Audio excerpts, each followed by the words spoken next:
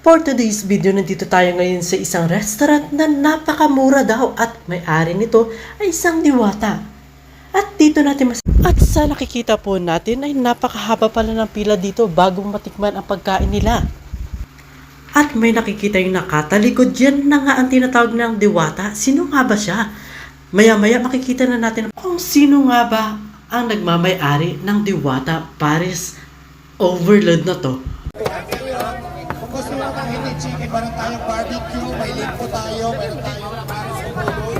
Ano yung kuya? Ganyan na picture natin. Sige na, picture mo na ako. Picture lang tayo maghapon. Wala na po tayong magagawa. Dahil sa sobrang daming gusto magpa-picture dito, naggagalain ito sa galit si Diwata. Bakit nga ba? Wala na gagawa ng pera, wala na po kung pakialam doon. Basta importante po sa akin, mas inasikaso natin yung customers natin. Bahala na kayo anong isipin. So sino lang naman? Yes, madam? At sa puntong ito, may isang vlogger na lumapit kay Diwata na gusto malaman patungkol sa kanyang negosyo.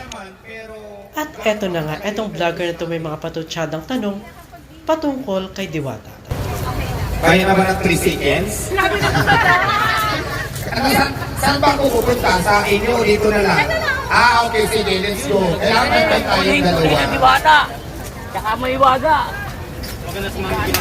Ano dyan ka? Lumay ka.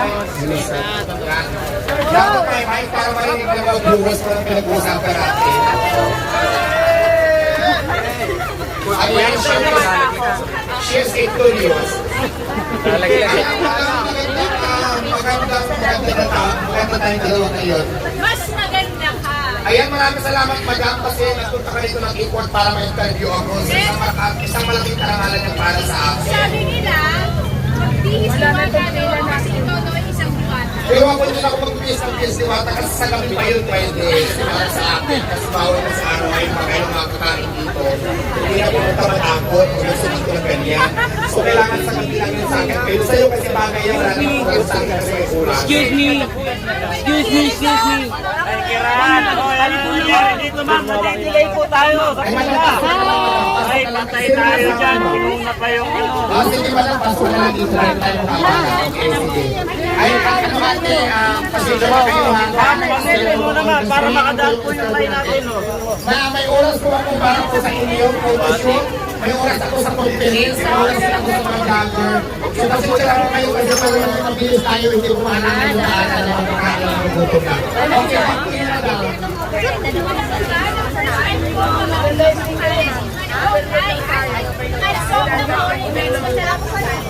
Ayun, maraming salamat madam. Appreciate mo fans. Ang sikin kaya sabi ko yung spread the hype spread na pagod sa vlogger para maniwala. Ayan ha, maraming salamat si Madam from Quezon City. Kilalain din sa vlogger na kailangan ko. Matagal na yun, siguro mga 4 years na or 5 years na. Pero ngayon, for sure you know naman is holiday. Yes, So, sana tutuan mo din. Kasi sobrang blessed ka. At saka, pili mo kita dahil sa friend. Yes. Kasi actually yung family ng friend ko, kasi nagkakilala lang kami dito lang. Siya makita. Kilala mga kapatid niya. So kami lang talaga sa sobrang tagal na din namin na naipaglaban, naipagsapalan sa Manila. Kasi plus kami na story ng buhay namin galing province sa Manila para kami sa So magkakilala kami dito ng how many years. Pero ang family namin pareho, hindi namin close. Family niya, family ko hindi kami magkakilala. So kami lang dalawa talaga. Give back na lang to other people.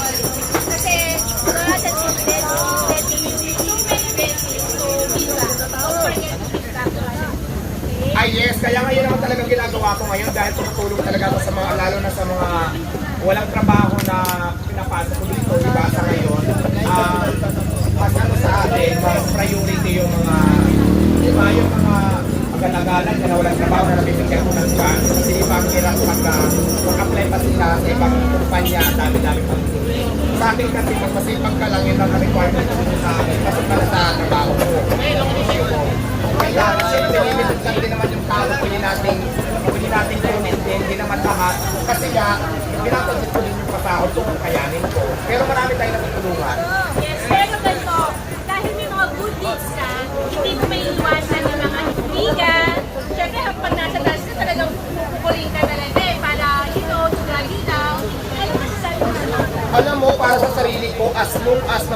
ginagawang masama. As long as na lumalaban ako ng patas sa pamamaraan, as long as na wala akong taong sinasagasaan, I don't care. Wala akong pakialam sa mga sinasabi ng ibang tao na wala, kahit minsan hindi naman lang nakatulong sa buhay ko. So wala akong pakialam po sa kanila. Last message lang, ano yung gusto mong sabihin sa mga tao kagaya mo nung na nangangarap na minsan darating din sa kanila yung biyaya, yung ganitong swerte para somehow to get there. Para makakarating sila wala pang manok. Ayan sa lahat po ng nakadanas ng tulad ng sitwasyon ng buhay noon, huwag kayong mawala ng pag-asa. Lumabang kayo ng patas sa pamamaraan, tripling sipagan nyo pa sa buhay nyo. At kung may mga pangarap kayo talaga, gawin nyo na kasi kaya nyo pagagawin. Pag hindi na tayo, wala tayong lakas, hindi na kayang gawin. So ngayon pa lang, kung may mga pangarap kayo, gulang lang po kasi naniniwala ako kung hindi pa para sa'yo, hindi pa para sa'yo. Darating din ang panahon na aayon din sa'yo ang panahon. Malay mo bukas, ikaw naman. So yun lang yun. Ang dami nagtatanong, si Diwata Pares ba magkano ang kinikita niya sa isang araw? Baka Actually, wala akong kinikita. Ang maraming kinikita yung mga supplier ko at saka yung boyfriend ko.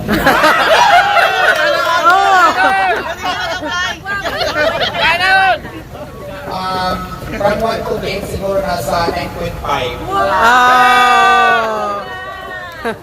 Ayaw niya sa'yo. Ayaw niya sa mga heartbroken. dahil happy yung love life mo. At hindi naman lahat eh happy ang love life. Anong pwede mo i-advise sa mga Actually, hindi pa kami mag-boyfriend. Nililigawan na pa lang ako. Wala na siya naipon kaysa sa akin. Pero ganito, anong pwede mong ipalo sa buhay ako? Kaya ng iba na, some kind of heartbroken. Ayun, kung hindi talaga kasi siyempre iba normal naman talaga sa tao na pag may live life kayo sa nag-iwalay, wala namang perfect. Tapos kung talagang nag-doon na yung relasyon nyo, matagal na kayo nagsasama, hanggang mga 10 years niya, tapos mag-iwalay na kayo, hindi pa makikasawa sa 10 years na yan. So yun go. Mas maganda pa rin pag maraming experience, di ba? Balik pa rin kayo ng jowa. Okay, ito na lang, last na lang. Ilang motor na ang ipamigay ni Diwata? Actually, dalawang motor na luma na nabili ko na punta sa kanya. Pati yung bagong bili ko na inutang ko mga ngayon na buti na mahata na sa kanya pa eh. So ako nagbabayad ngayon.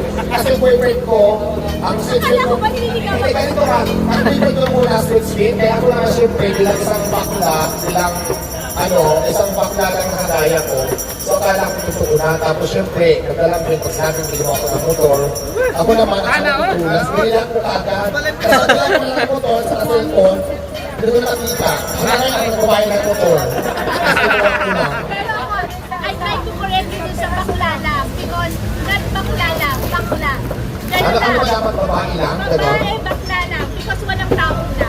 Diba? Dahil bakla lang kami gano'n, hindi ka na ulitin natin. Hindi lang kami basta bakla. Papakita namin sa inyo na may karapatan din kami at may silbi sa mundo ito. Ano bang kaya niyong gawin na tunay na lalaki at tunay na babae na hindi namin kayang gawin na mabaglang kami? Lahat ng kaya niyong gawin, kaya ko yung gawin.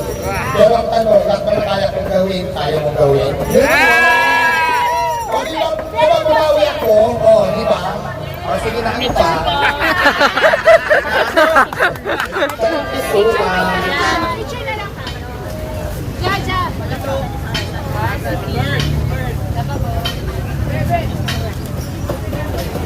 Sabay. Ay, kasi ito.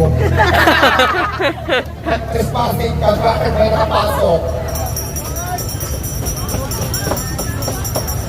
Pagkatapos ng interview kay Diwata, it's eating time na. Totoong masarap ang mga luto nila dito. At swak sa budget na 100 pesos na siguradong mabubusog ka. So ano pang hinihintay? Try it now at dito lang matatagpuan sa Jokno Boulevard, Pasay City.